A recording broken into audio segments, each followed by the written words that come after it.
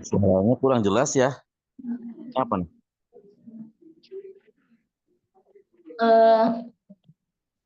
Afwan Ustadz, saya pindah aja di handphone. Sepertinya laptop saya bermasalah. Ya, Kayak silakan. gini jelas suara saya, Ustadz? Jelas sekarang. Kak Fatima bisa bantu share screen nggak, Kak Fatima? Nggak bisa, Kak. Nggak ada laptop.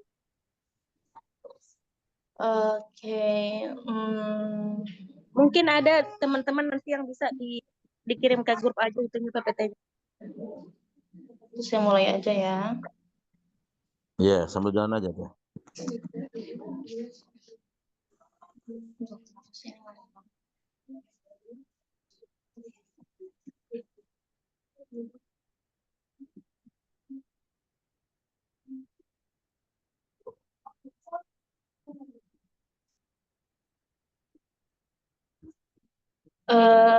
Bismillahirrahmanirrahim.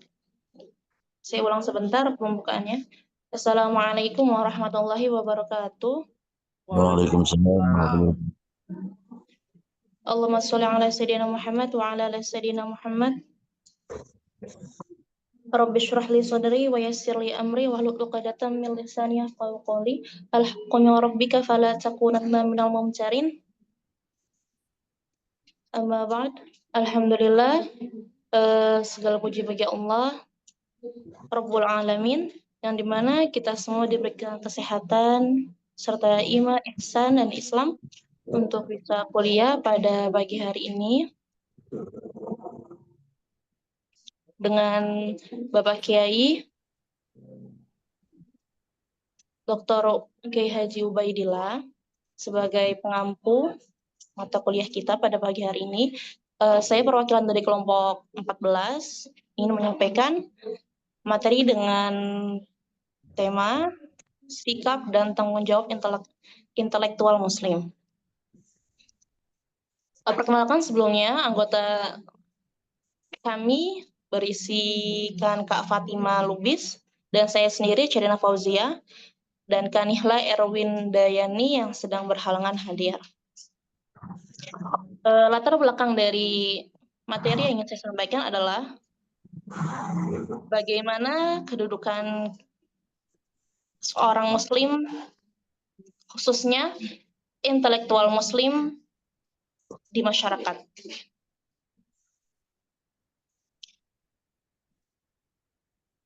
Bagaimana seorang intelektual Muslim itu tidak hanya dicap sebagai seseorang yang berilmu, namun dialah seorang Muslim yang mempunyai predikat yang mulia.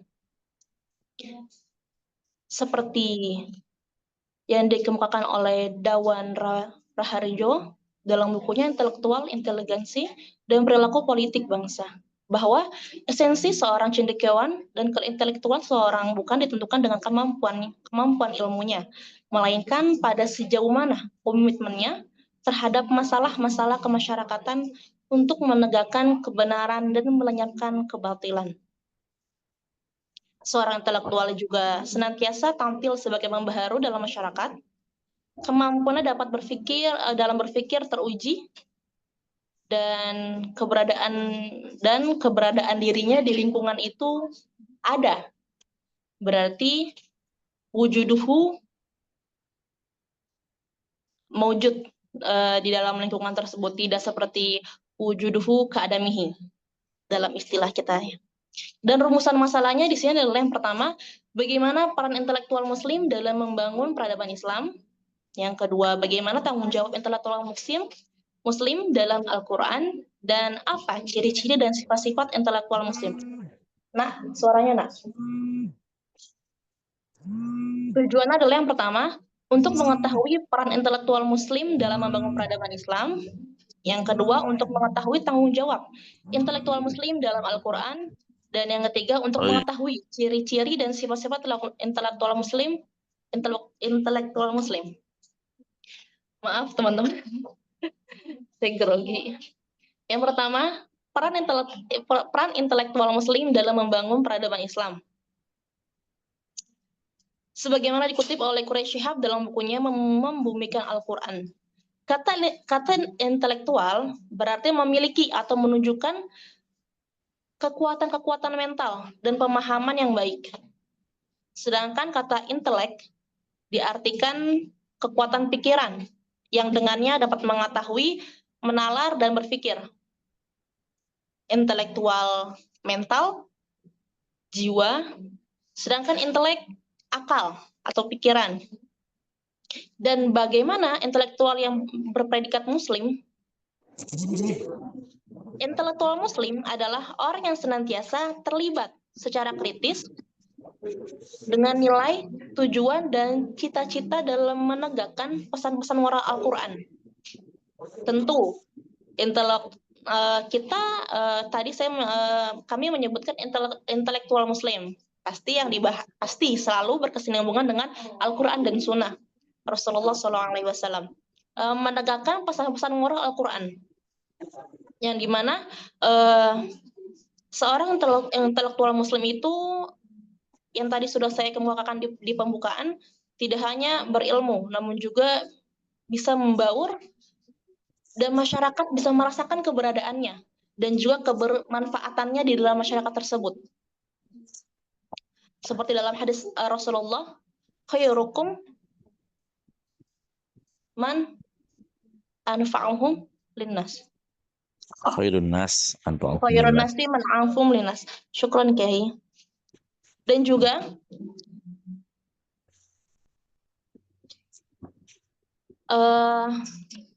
Ahmad Syarif Ma'arif juga mengatakan dalam bukunya Peta Bumi Intelektualisme Islam di Indonesia, yaitu ungkapan ulul albab adalah yang paling tepat bagi cendekiawan Muslim, Muslim. Mereka adalah intelektual Muslim yang beriman dan mampu menyatukan kekuatan zikir dan fikir, refleksi dan penalaran. Di samping itu juga punya kebijakan hikmah dalam menghadapi dan menyelesaikan masalah-masalah dunia dan kemanusiaan. Intelektual Muslim pasti berada dalam sebuah masyarakat. Nah, masyarakat di sini, beberapa kata sering dipergunakan dalam Al-Quran untuk menunjukkan pengertian tentang masyarakat atau kumpulan manusia, antara lain qawam, ummah, dan syu'ub. Di samping itu, Al-Quran juga diperkenalkan masyarakat dengan sifat-sifat seperti al-mustakbirun, musta'dafin, dan lain-lain. Dalam bahasa Inggris, society and community, yang keduanya dapat diterjemahkan sebagai masyarakat. Walaupun sesungguhnya, bila kedua kata tersebut ditafsirkan secara benar, maka dapat dipahami sebagai berikut, yaitu society, is the system of social relationship, atau masyarakat adalah pergaulan hidup. Community is a group campaigning in a territorial area, atau masyarakat setempat yang dijelaskan sebagai kelompok yang menduduki suatu daerah. Yang pertama pergaulan tentang kehidupan, yang kedua kelompok yang menduduki suatu daerah, nah, seperti kota, negara, dan sebagainya. Berarti intelektual Muslim bisa adalah seseorang yang berada dalam sebuah masyarakat tersebut. Dan yang kedua, bagaimana perannya dalam masyarakat?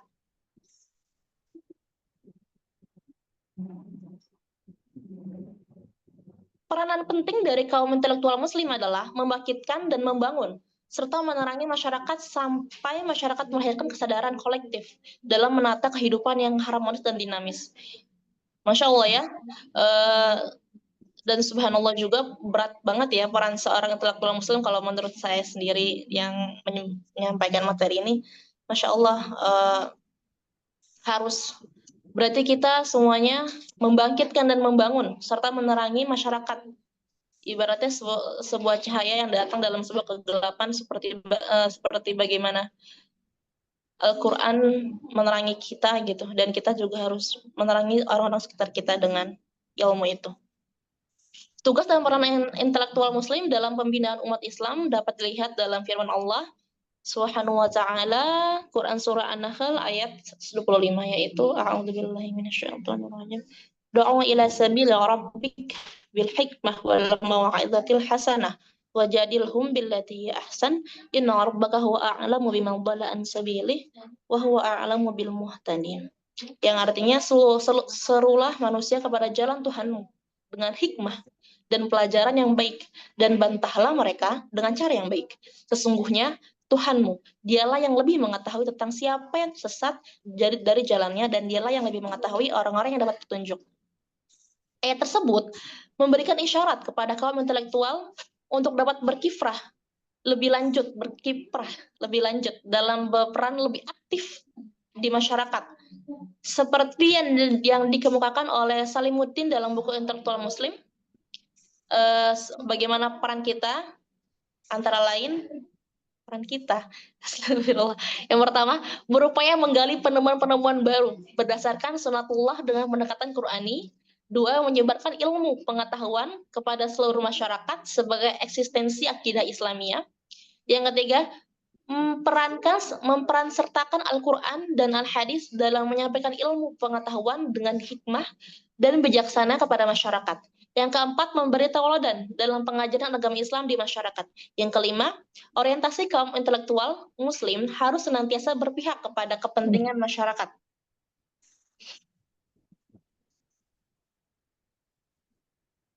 Bagaimana tanggung jawab seorang intelektual muslim?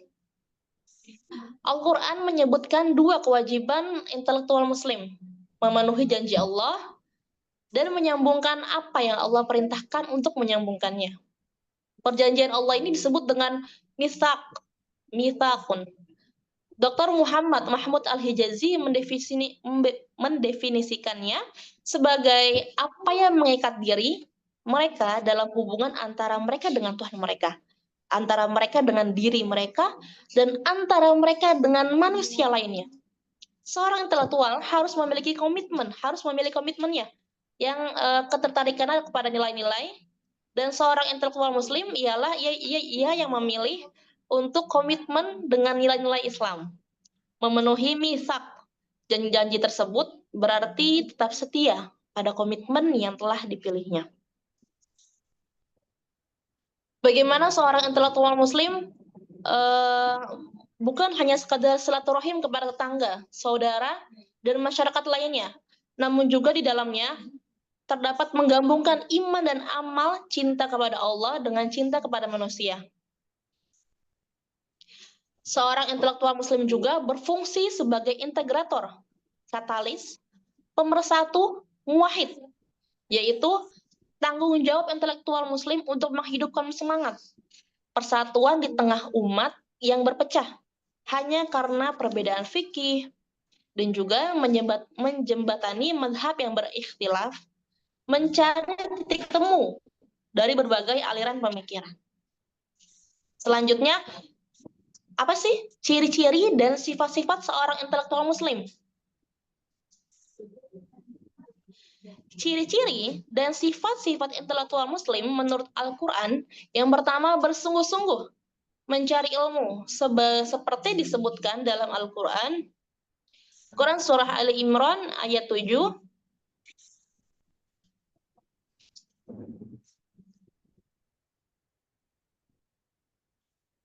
A'udzu billahi minasyaitonir rajim. Huwallazi anzala 'alaikal kitab minhu ayatun muhkamat hunna ummul kitab wa ukhra mutasyabihat fa ammal ladzina fi qulubihim zaygun fayattabi'una ma tashabaha minhu ibtigha'al fitnah wa ibtigha'a ta'wilih wa ma ya'lamu ta'wilahu illallah warrasikhuna fil 'ilmi yaquluna amanna bihi kullu min indi rabbina wa may yadhakkaru illa ulul albab. Yang artinya, dan orang yang bersungguh-sungguh dalam ilmu pengetahuan mengembangkannya dengan seluruh tenaganya. sambil berkata, kami percaya ini semuanya berasal dari hadirat Tuhan kami dan tidak dapat peringatan seperti itu kecuali ulul albab. Tadi yang seperti kita udah bahas, ulul albab berarti seorang intelektual muslim yang seimbang antara iman dan akalnya. Yang kedua, mampu memisahkan yang jelek dari yang baik, yang hak dengan yang batil. Kemudian ia pilih yang baik, walaupun ia harus sendirian, mempertahankan kebaikan itu dan walaupun kejelekan itu dipertahankan oleh sekian banyak orang.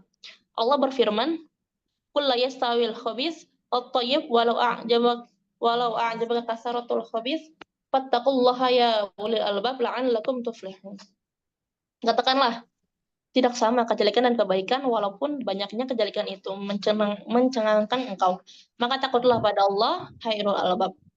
Surah Al-Maidah ayat 100. Yang ketiga, kritis dalam mendengarkan pembicaraan. Pandai menimbang-nimbang ucapan, teori, proporsi, atau dalil yang dikemukakan oleh orang lain. Saya boleh langsung lanjut. Yang keempat, bersedia menyampaikan ilmunya kepada orang lain untuk memperbaiki masyarakat, bersedia memberikan peringatan kepada masyarakat, diperingatkannya mereka jika terjadi ketimpangan, dan diprotesnya kalau terdapat ketidakadilan. Dia tidak duduk berpangku tangan di laboratorium, dan dia tidak senang hanya terbenam dalam buku-buku di perpustakaan. Dia tampil di hadapan masyarakat, terpanggil hatinya untuk memperbaiki ketidakberesan di tengah-tengah masyarakat. Yang kelima, tidak takut kepada siapapun kecuali Allah Subhanahu wa Ta'ala. Berkali-kali Al-Quran menyebutkan bahwa ulul albab hanya takut kepada Allah. Kesimpulan dari yang saya sampaikan, intelektual muslim adalah orang yang senantiasa terlibat secara kritis terhadap nilai, tujuan, dan cita-cita dalam menegakkan pesan-pesan Al-Quran dan Sunnah Rasulullah untuk menyelesaikan masalah-masalah sosial dan kehidupan dengan potensi pikir dan zikir yang dimilikinya.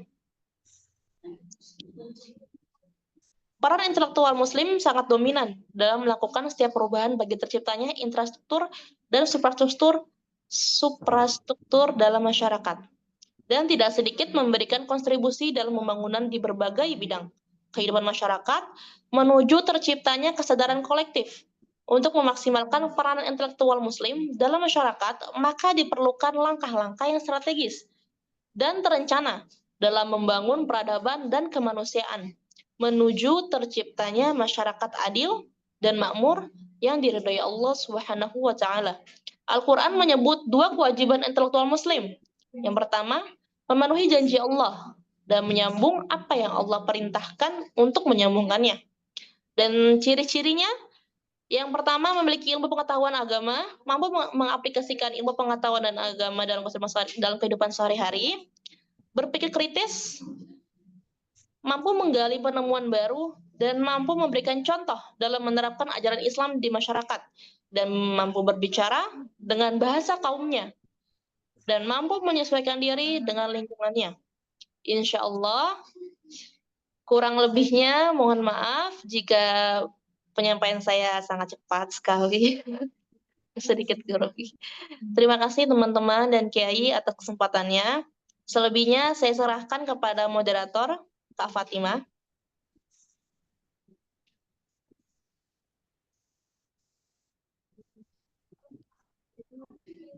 Terima kasih kepada Kak Khairi Fauzia atas penjelasannya yang bagus. Baiklah teman-teman, kita sudah mendengarkan penjelasan tentang sikap dan tanggung jawab intelektual muslim dari pemateri kita tadi, yaitu Kak Khairi Fauzia.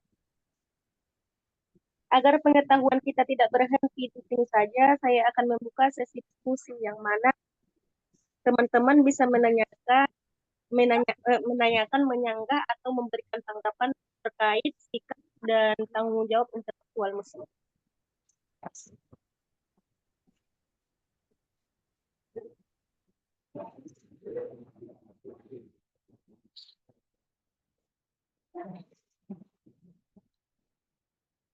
Ya, silakan teman-teman yang menambahkan atau yang mau bertanya, yang mau curhat.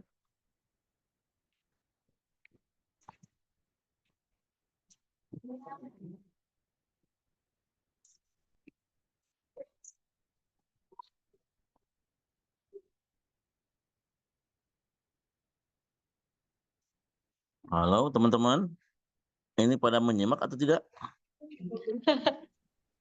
Ada yang ingin bertanya teman-teman? Atau kita diskusi bareng? Yang disampaikan mungkin ada yang melengkapi, ingin melengkapi.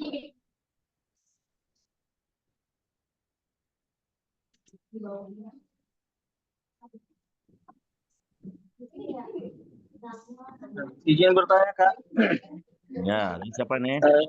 Rifai Pak, Pak Kiai dari kelas B. Ya, silakan Kang Rifai. Mungkin sedikit melenceng, namun kan terkait intelektual juga. Ya, Di zaman sekarang ini bukan hanya intelektual Muslim yang ada kan, bahkan banyak juga intelektual yang non Muslim, misalnya seperti Rocky Gerung dan lain sebagainya. Eh, Bagaimana tanggapan kita terkait intelektual yang non Muslim seperti itu? Bagaimana dalam mengikuti pendapatnya kah, atau bahkan ada salah satu warganet yang mendoakan semoga nggak dapat hidayah justru katanya. Karena apa? Karena justru ketika zaman sekarang ini intelektual yang Muslim itu lebih mudah di apa namanya diinikan oleh pemerintah gitu bahasanya itu, sehingga justru intelektual yang non Muslim lebih bisa mengapresiasikan apa yang menjadi pemikiran masyarakat gitu. Mungkin bisa dipahami atau bagaimana? ya, bagus sekali. Silakan pemakalah, ditampung dulu.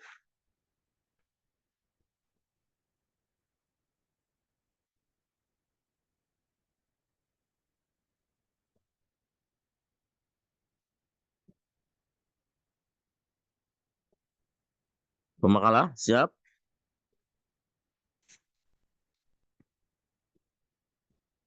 Ada lagi yang mau bertanya? Saya biar mencari.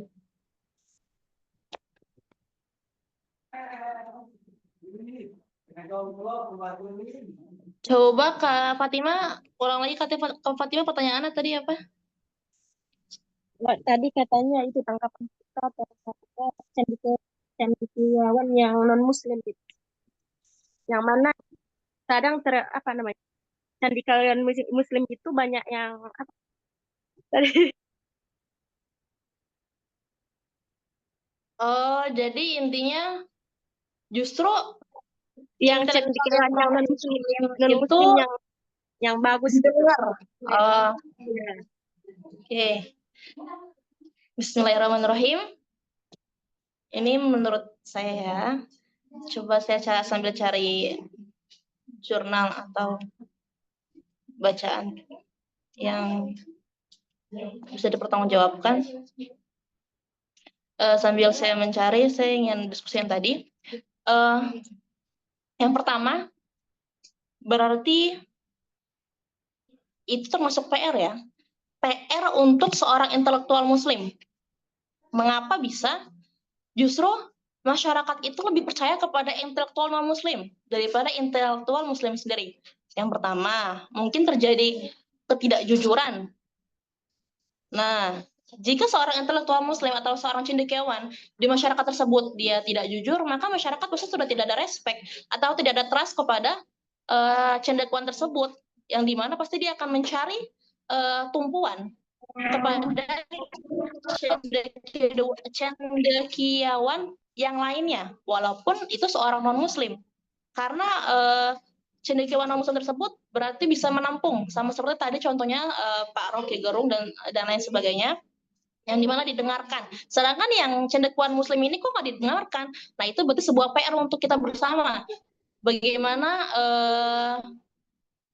kita generasi seterusnya itulah yang bisa merubah mindset tersebut biar masyarakat bisa trust kepada cendekiawan Muslim, yang dimana kita menerapkan sifat-sifat dan ciri-ciri yang tadi disebutkan oleh pemakalah, oleh saya sendiri gitu maksudnya. Terus yang kedua, yang kedua tadi pendapat dari Kak Rafai ya, karena kalau Muslim ini pasti nggak didengar dalam ranah politik, iya nggak? Apa saya salah tanggap? Oh, nggak jawab lagi. Oh, ya udah. menurut saya seharusnya ya, lingkup Islam itu kan Rasulullah itu kan menjadi role model kita. Dari bangun tidur sampai tidur lagi. Dari bagaimana beliau menjadi seorang suami, bagaimana menjadi seorang pemimpin, bagaimana memimpin negara, bagaimana membangun sebuah tentara, bagaimana menjadi seorang masyarakat, itu Rasulullah telah contohkan. Seharusnya tidak bisa dipisahkan antara politik dengan Islam gitu. Justru kalau misalkan kita berpikir naudzubillahi min dzalik, ini kalau politik dimasukin Islam tuh jadinya ribet nih. Udahlah, yang cendekiawan Muslim tuh minggir aja gitu. Biar cendekiawan yang non Muslim aja lah jelasin gitu. Itu ada dua pandangan kalau menurut saya. Yang pertama, bagaimana merubah pandangan kepercayaan masyarakat kepada cendekiawan Muslim. Yang kedua, bagaimana tugas seorang cendekiawan Muslim bisa memasuki ranah politik dalam politik Islam. Jadi maksudnya adalah Indonesia ini kan Pancasila ya, ketuhanan yang Maha Esa. Pasti kita semua berdasarkan asas dari ketuhanan yang Maha Esa. Beragama berarti. Justru kalau misalkan ada seseorang yang berbicara Islam nggak usah dimasukin ke dalam ranah politik, atau ini nggak usah agama ini nggak usah masuk dalam politik, tapi seringnya Islam sih ya yang dipojokkan dalam masuk ke dalam ranah politik gitu. Berarti itu sudah masuk ke dalam pemikiran bebas gak sih? Liberalisme gak sih? Atau mungkin pluralisme atau sekularisme dan lain sebagainya, isme sebagainya. Dan itu berarti PR bagaimana untuk membersihkan pandangan-pandangan tersebut menjadi worldview Islam, menjadi sebuah politik dalam pandangan Islam itu seperti apa sih yang baiknya gitu. Dan lagi justru saya pun sendiri suka ya melihat podcast atau perbincangan politik kita Indonesia, gak harus yang Muslim, yang non Muslim pun saya dengarkan gitu. Bagaimana pandangan-pandangan mereka gitu. Dan seharusnya cendekiawan Muslim itu kolaborasi atau mencari tahu dan mau belajar bagaimana cara pandang seorang cendekiawan non Muslim yang bisa dimasukkan dalam cendekiawan Muslim menjadi sebuah gebrakan baru dan menumbuhkan trust atau kepercayaan kepada masyarakat dari masyarakat oleh cendekiawan Muslim. Sebenarnya kita nggak bisa nyalahin ya orang-orang yang di masyarakat yang misalkan, alah ini mah misalkan maaf ya saya nggak ini misalkan kayak ulama ini gini ulama ini gini mendingan nama yang ini aja lah nggak ribet nggak usah dibahas-bahas masalah ini gitu. Nah itu pasti ada benang merah awalnya kenapa bisa terjadi seperti itu gitu. Ya itu lagi berarti PR kita bersama bagaimana cendekiawan atau intelektual Muslim selanjutnya untuk membangun negeri ini dan Islam ini bagaimana cara kita bisa menumbuhkan sifat dan ciri-ciri intelektual Muslim itu dalam diri kita dulu, mengubah masyarakat kecil kita, baru jika kita berkesempatan dan mempunyai cita-cita ingin mengubah Indonesia, berarti kan kita harus mempunyai kekuatan atau mempunyai jabatan, ya kan? Kan kalau ingin mengubah suatu kaum atau ingin memperingati, yang pertama kita dengan biliat, kedua bilisan, yang ketiga bilqolab. Nah, biliat berarti kan kita harus mempunyai kekuatan dulu nih. Kita harus mempunyai sebuah jabatan dulu untuk bisa mengubah suatu peraturan atau suatu masalah dan lain sebagainya, suatu masalah menjadi maslahat bersama. Terus yang kedua, yang ketiga dengan bilqolab. Insya Allah cukup dari saya. Maaf kalau misalkan jawabannya kurang tepat, tapi insya Allah sedikit-sedikitnya mungkin nyambung lah ya. Terima kasih kepada yang bertanya. Selebihnya saya lanjutkan kepada moderator. Saya silakan.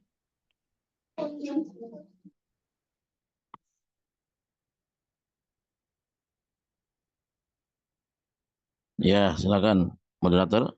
Atau ditanyakan ke Kang Ripai, bagaimana Kang Ripai? Dari mana Kak Ripai? Udah pas nggak jawabannya gitu? Masih kurang atau masih? Ini mungkin sebenarnya permasalahannya bukan hanya di cendekiawan Muslimnya saja kan ya. Sekarang nggak bisa dipungkiri kita di negara yang mayoritas Muslim, namun justru ada Islamofobia gitu.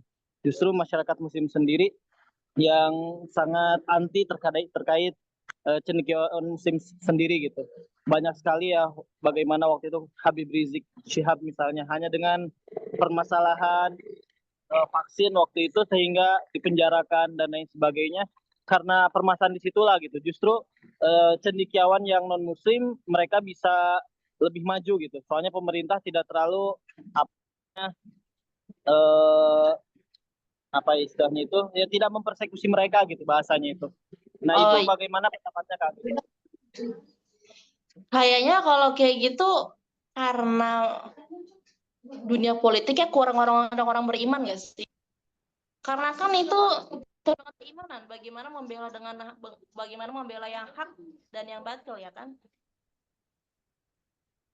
Ya lagi-lagi memang ranah politik kita dengan bapak-bapak dan ibu-ibu kita yang dalam ranah politik berarti kurang meresapi bagaimana seorang muslim itu seharusnya gitu. Saya sih dan PR cendekiawan muslim itu semua bermula dari rumah ya. Bagaimana seorang orang tua, bagaimana seorang ayah dan seorang ibu bisa mendidik iman, akidah anak-anak dari dasar sehingga kuat dan diteruskan oleh cendekiawan muslim di sekolah-sekolah gitu sih. Kalau saya sih itu aja. Jadi kalau saya berpikirnya ya kembali lagi gitu ya, berarti memang kenapa berpihak kepada yang batil gitu, berarti bermasalah dong keimanannya gitu, dan itu berarti harus dipertanyakan bagaimana cara mengubah itu. Berarti harus banyak peran-peran cendekiawan muslim dalam dunia politik yang kuat imannya. Kan terkadang orang bilang aduh nggak bisa deh kalau dunia politik panas gitu. Nah bagaimana cara kita mengubah mindset itu gitu loh, untuk justru seharusnya orang-orang yang kompeten lah yang masuk sana gitu, yang memang ahlinya, kenapa harus yang bukan yang ahlinya gitu kan. Saya masuk dalam ranah yang sekarang ya, yang gimana kok orang gampang banget jadi gubernur, kok orang gampang banget jadi bupati, kok orang gampang banget jadi wali kota padahal nggak punya embel-embel apa-apa gitu misalkan, yang terjadi sekarang lah ya kan, kita tahu semua lah ya gimana berita itu. Ya itu lagi gitu, bagaimana karena kurangnya peran kita dalam kalangan muslim ini untuk mau muncul dan mendobrak itu gitu. Nggak harus muslim aja sih sebenarnya. Dalam agama-agama lain pun kita seharusnya kolaborasi gitu. Dalam bagaimana menegakkan negara yang makmur sentosa gitu. Baldatun thayyibatun gitu. Jadi sebenarnya peran kita bersama bukan hanya seorang cendekiawan muslim aja gitu. Justru peran dari yang tadi Kak Rifai bilang gitu. Cendekiawan muslim juga seharusnya kita harus mau kolaborasi gitu. Bagaimana menghempaskan pikiran-pikiran justru malah membela yang batil gitu kan, aneh gitu kan. Ulama kita di penjara, ini kita disudutkan gitu kan. Ya itu lagi karena mirisnya kurangnya kontribusi cendekiawan yang muslim maupun yang non muslim yang seharusnya menempati jabatan tersebut gitu. Jadi ya pasti orang-orang bodoh dan orang-orang yang jahil yang mengambil kesempatan itu dan menguasai itu. Insya Allah itu ya sih ya. Dari saya takut salah. Mungkin Pak Kiai ingin melengkapi. Sekian dari saya. Terima kasih Kak Rifai. Ada lagi? Iya, terima kasih. Nih Teh Fatimah ya nih. Teh Caca. Nih Teh Caca, Teh Fatimah. Teh Caca ya. Bagus sekali ya. Iya, Iya. Jadi ini nambahin sedikit ya, sudah bagus jawabannya. Jadi Kang Rifai, di era globalisasi dan era informasi saat ini kita sudah tidak bisa untuk mengelak ya. Kita sudah berbaur, apalagi era globalisasi kan mengglobal ya. Yang pertama tadi apa yang disampaikan oleh Teh Caca ya, kita dari kita sendiri nih pertama dulu ya. Kita jangan sampai memasukkan anak kita ke sekolah atau ke perguruan tinggi yang ya hanya mengedepankan kecerdasan intelektual gitu ya. Di samping kita memilih sekolah atau perguruan tinggi yang mengedepankan kecerdasan intelektual, juga kita cari sekolah ataupun perguruan tinggi yang juga mengedepankan kecerdasan spiritual dan sosial. Jadi itu ketiga-tiganya harus ada itu ya, kecerdasan intelektual, kecerdasan spiritual dan kecerdasan sosial ya. Itu yang pertama. Keduanya, sebagaimana yang saya sampaikan tadi awal, bahwa kita berada di era global, ya, era globalisasi nggak bisa dipungkiri lagi. Terlebih-lebih negeri kita kan negeri yang ya majemuk, ya, bukan hanya Islam, tapi agama-agama non-Muslim pun ada di negeri kita. Selama itu memang tidak mengganggu kita atau dalam artian tidak memerangi kita sudah diajarkan dalam surat Al-Mumtahanah ya ayat 8. La yanhakumullahu an ladina yuqatilukum fid din wa lam yukhrijukum min diyarikum an tabarruhum wa tuqsitu ilaihim. Innallaha yuhibbul muqsitin. Bagi kita umat Islam tidak dilarang untuk kerjasama dengan mereka, ya, dalam bidang politik, dalam bidang IT, ya, sosial, ekonomi, selama mereka tidak mengusir kita, tidak membunuh kita, ya, tidak mengganggu kita dalam bidang akidah, begitu ya. Nah, kalau bidang ekonomi, politik, silakan kerjasama. Ya, ada ulama mengatakan khuzil hikmah walau min fahmil bahaim. Ambillah hikmah walaupun di mulut binatang. Maksudnya walaupun di misalkan ya, yang keluar dari binatang itu telur, ambil, masa mentang-mentang keluar di dubur ayam misalkan telur nggak diambil. Itu kan hikmah, ya. Jangan sampai mentang-mentang keluar di dubur presiden diambil, nah jangan begitu ya. Intinya walaupun itu keluar dari orang kafir, kalau memang bermanfaat, tidak bertentangan dengan Al-Quran hadis, nggak kenapa kita menolak, begitu kan? Nah, kita menerima saja, ya, selama itu tidak bertentangan, ya, dengan Al-Quran hadis. Ya, jangan jauh-jauh ketika kita berangkat ke haji, ya, berangkat haji itu umroh, kita naik apa tuh? Kapal terbang, ya. Itu ciptaan siapa itu kapal terbang? Kata ciptaan siapa tuh? Kapal terbang ciptaan siapa? Iya, Orang tuh. Muslim apa non Muslim? B.J. Habibie. Habibie udah meninggal. Saya ketika berangkat ke Mekah itu sama temen, iya ya, kita ini kan ciptaan siapa nih, orang kafir. Oleh karena kita ya jangan terlalu benci banget kisah orang kafir, ya. Mereka walaupun kafir ada hikmahnya, gitu kan. Kita bisa terbang ke Mekah hanya 9 jam, gitu kan. Itu dari teknologi orang kafir, kan. Nah, selama memang ada hikmahnya, ada manfaatnya dan tidak bertentangan dengan Al-Quran hadis, kita terima saja, ya. Apalagi sekali lagi kita berada di era global, di negeri kita yang sangat majemuk, begitu ya. Gitu ya, Teh Caca juga Kang Rifai, ya. Kita umat Islam ya memang ditantang dalam surat apa tuh? Surat Ar-Rahman, ya. Ya ma'syarul jinni wal insi istata'tum an tanfudhu min aqtaris samawati wal ardh fanfudhu la tanfudhuna illa bisultan. Kan?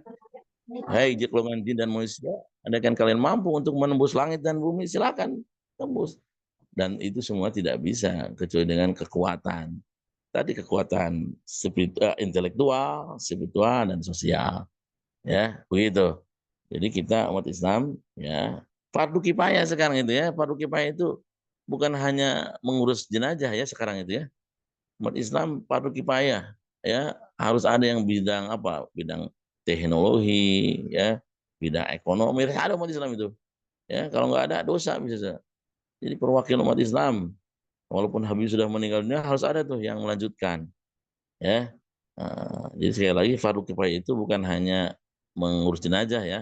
Untuk zaman sekarang fardu kifayah itu tadi, umat Islam harus ada yang ahli teknologi, harus ada yang ahli ekonomi, ahli politik, ya, begitu, agar kita jangan dijajah terus. Dulu kan kita masih ingat, ya, kita dijajah oleh kolonial berapa tahun coba? Kita Caca berapa tahun? 350 tahun, ya. Begitu. Kenapa coba dulu kita dijajah? Karena kita dibodoh-bodohi oleh para penjajah, begitu. Udah, umat Islam nggak usah mikirin politik, umat Islam nggak usah mikirin teknologi, umat Islam nggak usah mikirin ekonomi. Ayo, umat Islam hanya sholat, ngaji, ke masjid, majelis, haji, cuma itu saja. Politik, ekonomi, teknologi dikuasai oleh mereka. Ini kita jajah terus. Kita nggak mau untuk kedepannya kita selalu dijajah orang-orang orang kolonial, gitu kan. Nah, jadi sekali lagi Umat Islam harus ada yang panen, yang memenuhi ya. Kalau misalkan kita nih punya anak 5, misalkan, itu jangan semua jadi kiai. Kalau bisa yang satu jadi ahli teknokrat, yang satu jadi birokrat, yang satu jadi ahli IT, begitu kan? Itu jadi komplit banget gitu, ya. Itu kalau bisa, begitu kan? Kalau nggak bisa ya kita dukung keluarga yang lain yang punya concern tentang hal itu, gitu ya. Itu mungkin ya Teh Caca dan Kang Rifai dan yang lainnya, atau ada yang mau nambahkan silakan ya. Gimana Kang Rifai? Pak Kiai, jadi terkait bahasanya kembali ke politik berarti ya, seperti itu. Jadi sekiranya apa yang bisa kita lakukan gitu Pak Kiai, khususnya ketika pemilu kemarin, misalnya kita lihat bagaimana, bahkan misalnya ketika Pak Anies gitu ya, ketika di Jakarta kita lihat sendiri buat maju aja nggak bisa gitu. Jadi sebagai warga negara yang nggak bisa berpartisipasi karena politik seperti ini gitu Pak Kiai. Sedangkan kita lihat masyarakat sendiri yang kemarin itu bahkan hanya dengan bansos, dengan bantuan, bahkan ke rumah saya juga datang ngasih ke orang tua saya, ada yang ngasih uang pilih ini dan lain sebagainya, dengan dengan 100.000 saja menderitanya 5 tahun misalnya. Jadi ya ini apa yang perlu kita lakukan Kiai untuk kedepannya setidaknya supaya tidak terulangi kembali kejadian-kejadian yang seperti ini gitu. Iya. Jadi apa yang telah saya sampaikan tadi, ada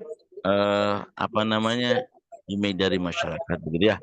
Masjid ini hanya untuk ngajak ngaji, ngajak sholat, ibadah, nggak boleh menjelaskan tentang politik. Itu sebenarnya itu dari unsur penjajah juga itu dulu, ya. Silakan, kan dulu Nabi Muhammad menjadikan masjid sebagai sentral, ya, untuk Islam begitu ya, bukan hanya untuk mengajarkan tentang sholat dan sebagainya, ya. Jadi kita harus mengenal tentang politik juga, jamaah jangan sampai dibodoh-bodohin terus gitu kan, hanya dikasih 100.000 ya akhirnya memilih pimpinan yang tidak baik, gitu kan. Jadi kita umat Islam harus tampil juga ya, bila perlu bikin ya nggak pantai kan zamannya seperti itu ya, seperti Pak Anies kan karena nggak punya kendaraan akhirnya ya tidak bisa maju, gitu kan. Ya, berarti kita harus punya kendaraan juga, ya harus bersatu umat Islam ini, udah saatnya harus bersatu ya, begitu. Nabi saja mengajarkan kepada kita ilmu siasah. Siasah itu politik kan. Ketika Nabi mau hijrah ke Madinah, sebelum ke Madinah kan Nabi singgah dulu di mana coba? Di Guha ya, di Bukit Sur ya, Jabal Nur ya, Gua Sur. Berapa hari coba? 3 hari kan, 3 hari 3 malam. Itu politik itu.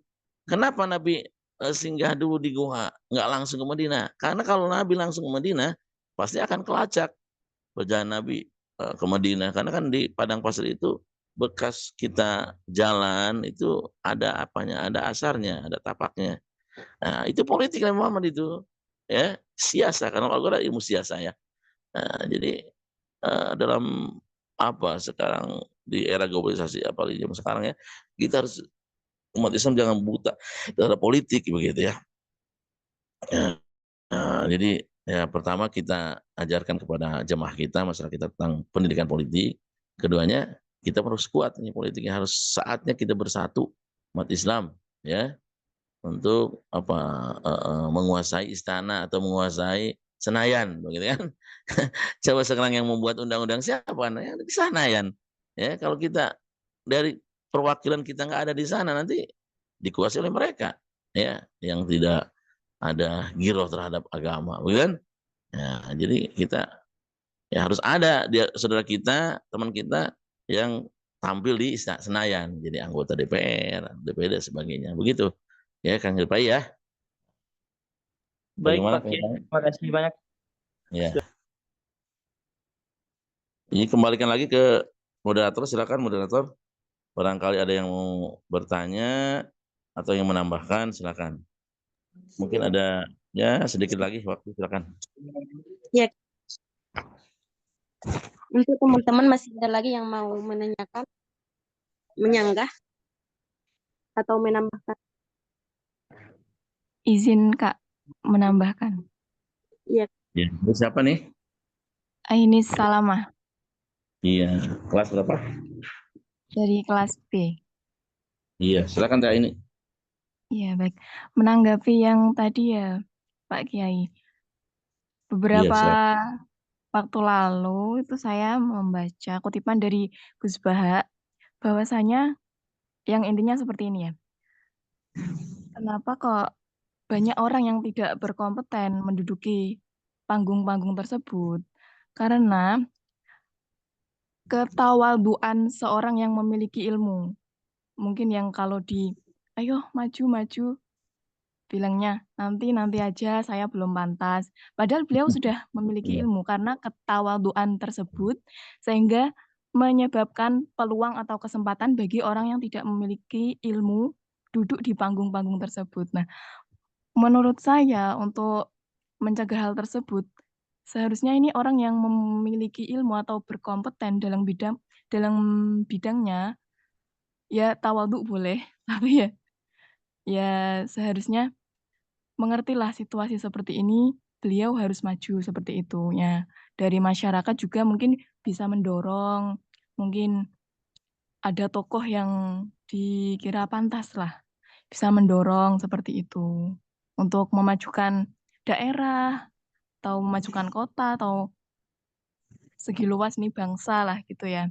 Jadi nanti misal ada ya pemilihan-pemilihan seperti itu, ada anak kiai kok bilangnya gini, ada ya beberapa anak kiai kok melu-melu, kok ikut-ikut hal kayak gitu. Nah, itu sebenarnya ya orang awam lah. Sebenarnya salah. Seharusnya dari masyarakat juga mendukung untuk kebaikan bangsa, ya kebaikan daerah, kebaikan kota, seperti itu. Terima kasih. Ya, bagus sekali ya. Itu seperti kemarin ya, Kiai Ma'ruf Amin kan dicalonkan sebagai wakil presiden. Oh, itu ada masyarakat yang awam, kok Kiai katanya ikut ke pemerintah, padahal justru dengan kehadiran beliau ya diharapkan bisa mewarnai gitu kan. Jadi memang inilah pendidikan politik yang harus kita sebarkan ke masyarakat ya, agar mendukung ketika ada kiai atau orang yang alim yang terjun ya untuk bisa mewarnai begitu ya Teh ya. Nah, inilah mungkin ini adalah edukasi ya, perlu edukasi terhadap masyarakat ya. Yang sebab menurut penelitian masyarakat Indonesia itu dari segi pendidikannya masih rendah. Ya kalau dirata-ratakan ya paling SMP kelas 2 kalau dirata-ratakan itu ya. Jadi masih rendah pendidikannya. Perlu edukasi ya dari kita sebagai mahasiswa pada masyarakat sekitar kita. Terima kasih Teh ya. Silakan pemakalah. Dilanjutkan lagi atau kalau nggak ada silakan ditutup ya. Mungkin perkuliahan kali ini terakhir ya, Iya, ke-14 ya, betul? iya, Ustaz. Iya, iya, Betul, Ya, Kiai. oke, betul. iya. Berarti Terakhir.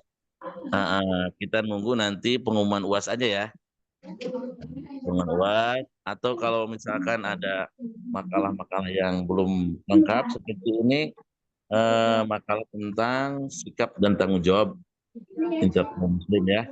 Ini udah bagus, cuma nanti sesuai dengan petunjuk awal nanti dimasukkan surat Fussilat ya.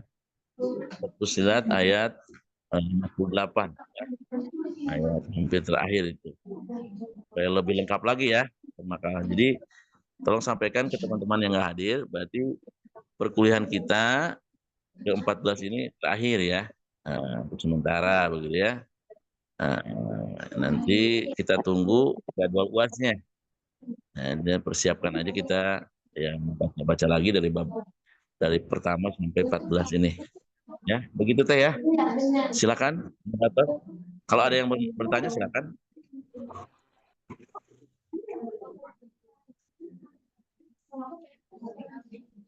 Ada yang mau tanya lagi?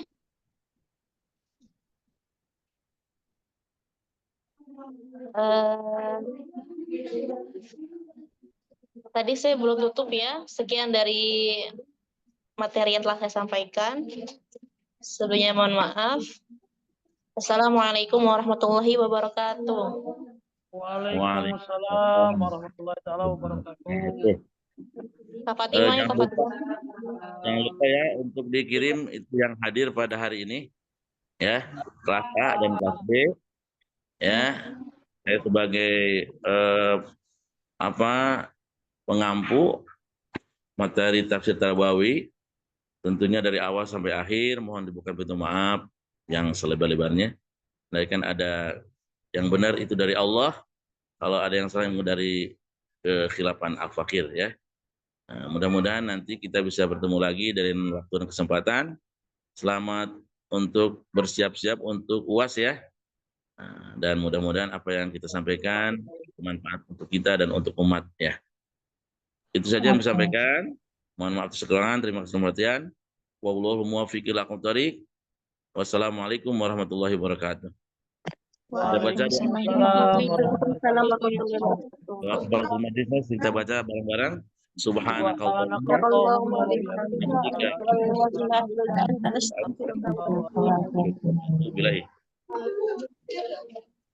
ila liqa ma'assalamah. Assalamualaikum.